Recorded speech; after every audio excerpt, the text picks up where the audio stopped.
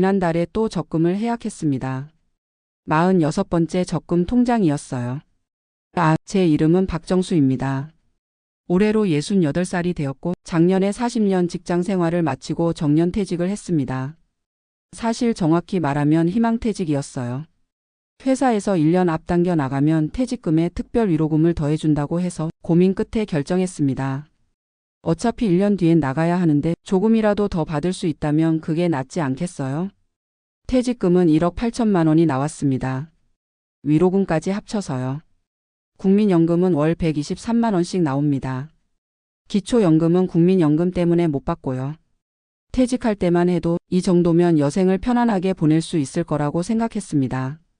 40년 동안 아껴 쓰고 모은 돈이 3억 5천만 원 정도 되니까 합치면 5억이 넘는 돈이잖아요. 그런데 막상 연금 생활을 시작하니 현실은 생각과 많이 달랐습니다. 우선 매달 고정적으로 나가는 돈이 있습니다.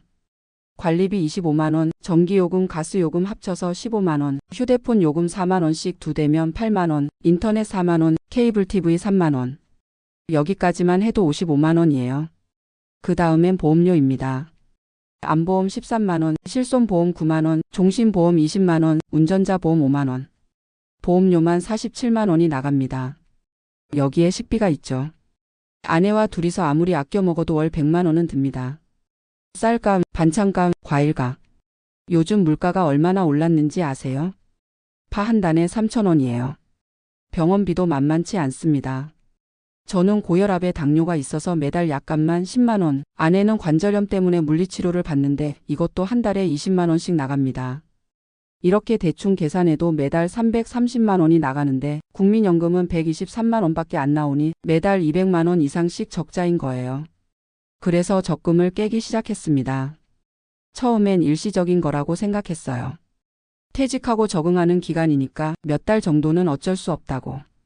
그런데 시간이 지나도 상황은 나아지지 않았습니다. 오히려 더 나빠졌죠. 작년 겨울 아내가 계단에서 넘어져 허리를 다쳤습니다.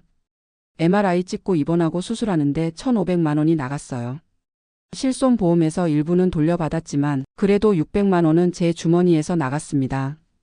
올해 봄엔 큰아들이 사업자금이 급하다며 5천만 원을 빌려달라고 했습니다. 아들 사업이 잘 안 돼서 힘든 건 알고 있었지만 그래도 거절하기가 어려웠어요. 제 자식인데 어떻게 모른 척 하겠습니까? 결국 정기예금 하나를 해약해서 빌려줬습니다. 나중에 갚겠다고 했지만 언제가 될지는 모르겠네요. 지난 여름엔 에어컨이 고장 났습니다. 20년 된 거라 수리보다 교체가 낫다고 해서 거실 에어컨, 안방 에어컨 2대를 새로 샀습니다. 설치비까지 350만 원. 가을엔 추석 명절이 있었죠. 손주들 용돈, 차례상 준비, 성묘 가는 비용. 명절 한 번에 200만 원이 넘게 들었습니다. 이렇게 하나둘씩 돈이 나가다 보니 어느새 적금 통장 절반이 사라졌습니다. 계산해보니 퇴직 후 1년 동안 쓴 돈이 7천만 원이 넘더군요. 이대로라면 5년 안에 모든 저축이 바닥날 텐데 그 후엔 어떻게 살아야 할지. 밤에 잠이 안 옵니다. 어제는 새벽 3시까지 계산기를 두드리며 앉아 있었어요. 국민연금으로만 생활하려면 어떻게 해야 하나, 보험을 해약해야 하나, 차를 팔아야 하나. 옆에서 자는 아내를 보니 더 마음이 무거웠습니다. 평생 고생만 시켰는데 노후에도 편하게 해주지 못하는 게 미안해서요. 오늘 아침에 은행에 갔습니다. 적금 금리가 올랐다고 해서 상담을 받으러 갔는데 직원이 물어보더군요. 어르신, 자녀분들이 몇 명이세요? 아들 둘입니다. 그럼 노후자금 관리를 잘 하셔야겠네요. 요즘 자녀들 경제적으로 독립하기 힘들어서 부모님께 의존하는 경우가 많거든요. 그 말을 듣는 순간 가슴이 철렁했습니다. 둘째 아들도 작년에 결혼했는데 전세 자금이 부족하다며 3천만 원을 지원해 달라고 했었거든요. 그때는 여유가 있어서 선뜻 줬지만 앞으로도 계속 이런 일이 생긴다면 집에 돌아와서 통장을 다시 꺼내봤습니다. 정기예금 2개, 정기적금 6개, 보통예금 하나. 작년 이맘때보다 확실히 줄어들었네요. 저도 알고 있습니다. 이렇게 가면 안 된다는 걸. 뭔가 변화가 필요하다는 걸. 그래서 며칠 전부터 일자리를 알아보고 있어요. 68살 노인네가 할 수 있는 일이 뭐가 있을까 싶지만 그래도 가만히 앉아서 돈이 나가는 걸 보고만 있을 순 없으니까요. 어제는 동네 마트에 가서 물어봤습니다. 주차 관리 일자리가 있는지. 일주일에 사흘, 하루 6시간 근무하면 월 80만 원을 준다고 하더군요. 젊을 때 같으면 콧방귀도 안 쳤을 금액이지만 지금은 그 80만 원이 너무나 절실합니다. 오늘은 구청에서 하는 노인 일자리 설명회에 다녀왔어요. 공원 청소, 교통안전 도우미, 도서관 정리. 월 30만 원짜리 일자리들이었습니다. 신청서를 받아왔는데 써야 할지 말아야 할지 망설여집니다. 40년 동안 과장, 부장, 이사를 거쳐 상무까지 올라갔던 제가 이제 와서 거리 청소를 해야 한다니. 자존심이 상하는 건 둘째치고 이게 과연 해결책이 될까 싶어요. 월 30만 원 벌어서 뭘 할 수 있겠습니까? 그런데 또 한편으론 30만 원이라도 없는 것보단 낫지 않을까 하는 생각도 듭니다. 푼돈이라도 모이면 적금 깨는 속도가 조금은 늦춰지지 않을까요? 저녁을 먹으며 아내에게 얘기했습니다. 여보, 내가 일자리를 좀 알아볼까 해. 아내가 놀란 표정으로 물었어요. 무슨 일을? 당신 나이에? 마트 주차 관리나 공원 청소 같은 거. 돈은 얼마 안 되지만 그래도 집에만 있는 것보단. 아내는 한동안 말이 없었습니다. 그러다가 조용히 말했어요. 당신이 하고 싶으면 해요. 나는 상관없어요. 상관없다고 하면서도 눈가에 눈물이 맺힌 걸 봤습니다. 자신 때문에 제가 이런 생각을 한다고 여기는 것 같았어요. 허리 치료비며 생활비며 자기가 짐이 된다고 생각하는 눈치였습니다. 당신 때문이 아니야. 그냥 집에만 있으니까 답답해서 그래. 운동 삼아 나가는 거야. 거짓말이었습니다. 돈 때문이 맞아요.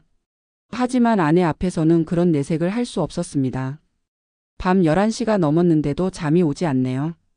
거실로 나와 TV를 켰더니 뉴스에서 노인 빈곤율이 OECD 국가 중 1위라고 나오더군요. 남의 얘기가 아니었습니다.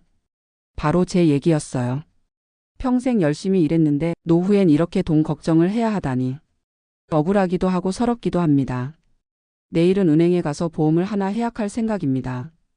종신보험은 사망보험금이 크니까 놔두고 안보험이나 실손보험 중 하나를 정리하려고요. 그리고 차도 팔까 생각 중입니다. 요즘은 거의 타지도 않는데 유지비만 나가니까요. 중고차로 팔면 1,500만 원 정도는 받을 수 있을 것 같습니다. 그리고 집도 줄일까 봐요. 지금 사는 아파트가 34평인데 24평 정도로 옮기면 억 단위 차익이 나올 테니까요. 하지만 이게 근본적인 해결책은 아니죠. 결국은 소비를 줄이고 수입을 늘려야 하는데 68살 나이에 할 수 있는 게 뭐가 있을까요?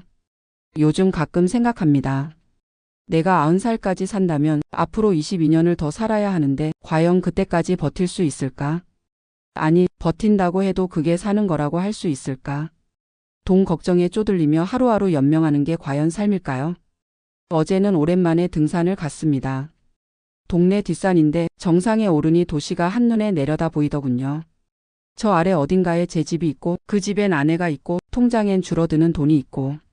한참을 서 있다가 내려왔습니다. 집에 오니 아내가 저녁을 차려놓고 기다리고 있었어요. 어디 갔다 왔어요? 그냥 산에 좀. 바람 쐬러. 저녁 식어요. 어서 앉아요.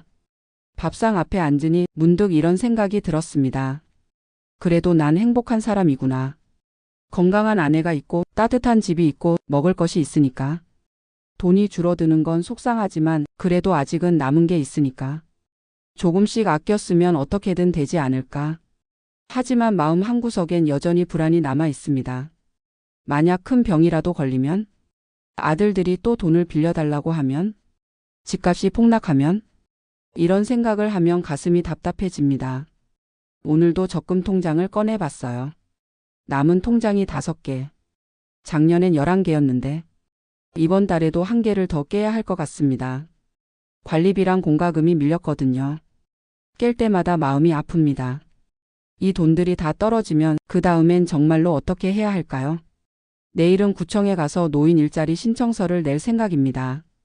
월 30만 원이라도 넘는 것보단 나으니까요. 그리고 저녁엔 아내와 함께 산책을 하려고요. 돈은 없어도 함께 걸을 수 있는 사람이 있다는 게 얼마나 감사한 일인지 요즘 들어 새삼 깨닫게 됩니다. 삶이란 게 참 아이러니해요. 젊을 땐 돈 버느라 시간이 없었는데 이제 시간은 남아 도는데 돈이 없네요. 하지만 포기하진 않을 겁니다. 아직 살아야 할 날이 더 많으니까요. 비록 내리막길을 걷고 있지만 그래도 끝까지 걸어가 보려고요. 넘어지지 않고 천천히 조심조심. 아내 손을 잡고. 혼자가 아니니까 어떻게든 되겠죠. 그렇게 믿고 싶습니다. 내일도 해는 뜰 테고 우린 또 하루를 살아갈 테니까요. 돈 걱정에 잠 못 드는 68살 박정수였습니다. 그래도 말입니다. 아직은 괜찮아요. 정말로 힘든 날이 올 수도 있겠지만 그때 가서 생각해도 늦지 않겠죠.